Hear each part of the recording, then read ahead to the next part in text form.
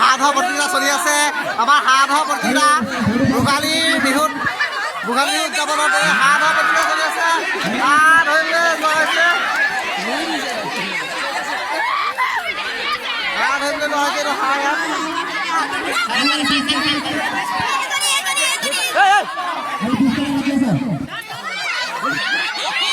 হাত ধোৱা প্ৰতিযোগিতা দেউৰী চুকত হাত ধোৱা প্ৰতিযোগিতা দেওধাই গাঁও দেউৰী চুকত হাত ধোৱা প্ৰতিযোগিতা চলি আছে। এয়া দেখিবলৈ পাইছে আপোনালোকে চাই আছে।